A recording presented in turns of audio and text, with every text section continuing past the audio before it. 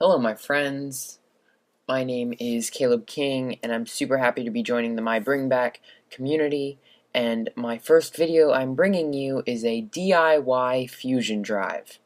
So basically, I just want to demonstrate how fast this thing really is.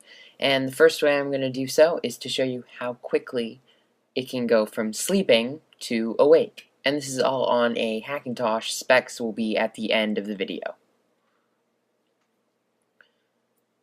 So as you can see, wake from sleep is virtually instant.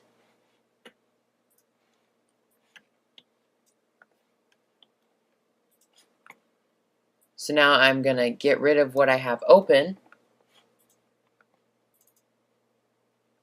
and restart it to show you just how fast restart is as well.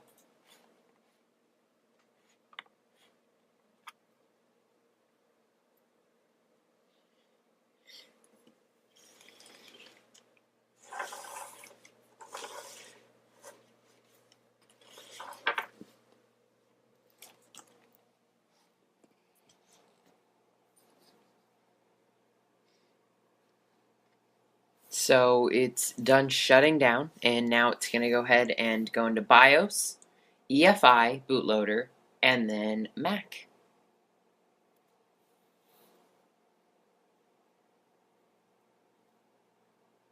Wait for it.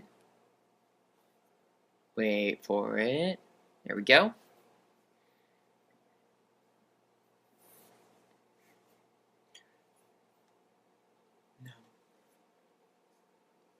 Now I'm going to try to balance the iPhone that I'm shooting this on between my finger and the screen, and before you know it,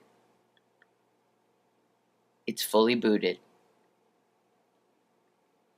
So I'm going to talk a little bit more about what the Fusion Drive is and how exactly it works while I do some speed tests.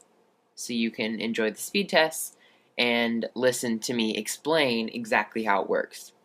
So basically what Apple's Fusion Drive is it is one drive which contains 120 gigabytes of solid-state flash storage and either 1 or 3 terabytes of hard drive storage. And what I built took 2 drives, and I set up my Hackintosh from scratch, and the result was a 120 gigabyte Vertex 3 SSD and a 2 terabyte 7200 RPM hard drive, coming to about 2.1 terabytes of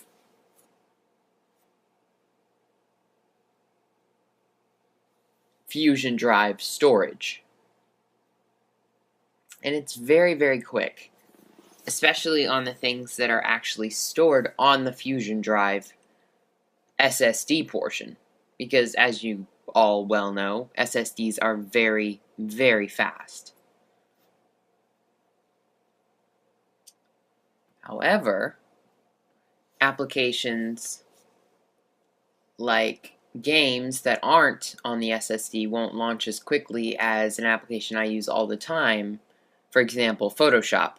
So you see it's going to give me the loading screen and then it's just going to be up, which is super, super fast for launching Photoshop CS6. So like I was saying,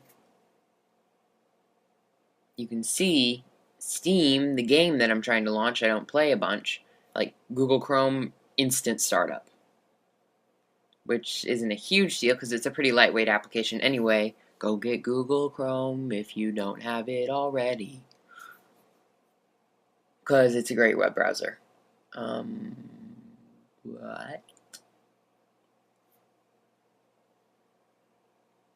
Now I'm going to launch After Effects so you can see an application that's not cached on the SSD portion of the Fusion Drive and how it launches a little bit slower.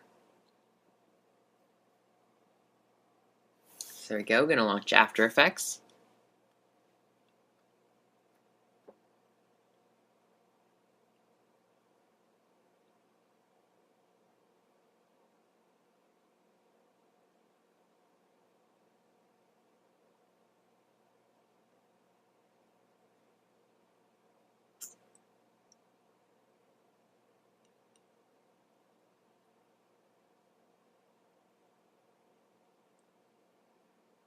Alright, and as you can see, it launches okay, but now we're going to look back at Steam and Team Fortress 2, and we're going to go ahead and launch that so you can see how quickly it launches.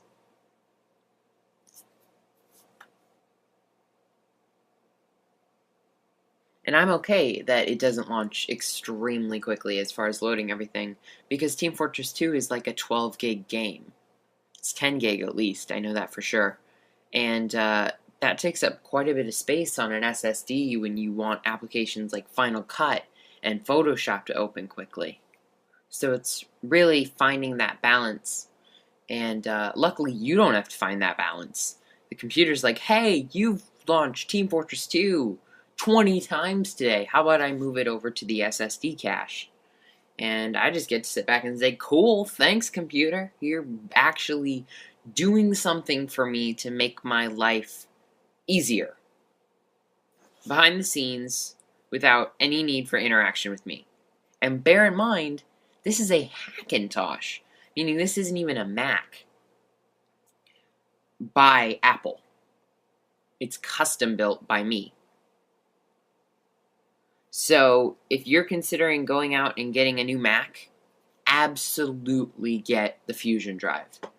It is fantastic.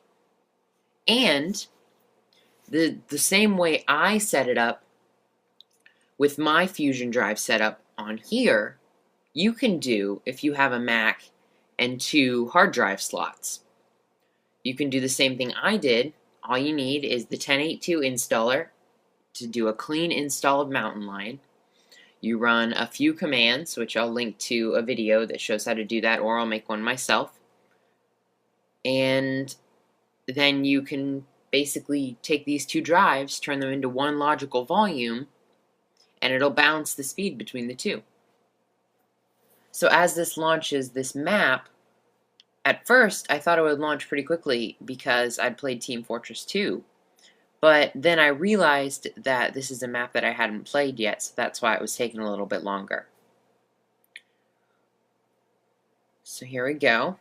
And excuse my attempts at balancing holding an iPhone and playing Team Fortress 2 at the same time. It's very, very difficult. So as you can see, it's good and zippy. My graphics are amazing on this thing. Like I said, at the end of the video, I'll include a full description of my specs for your drooling enjoyment. But you can see it's really nice, very responsive. I used to play this game on hard drive, and it was kind of choppy. The graphics didn't look as good. You can see on here it really has a good look to it. So that's pretty much it for this look at the Fusion drive. I'll be sure to include my specs. I'm super happy to be joining the My Bring Back team. And I will see all of you guys next time. Thanks for watching. Remember to subscribe to My Bring Back and check out the website. Also, today's awesome sauce is a cool blog that Jake put together, and you can always check that out, and there's cool videos and daily stuff. It's just awesome. I have been Caleb King. Thank you for watching. Testing 1, 2, 3. Testing 1, 2, 3.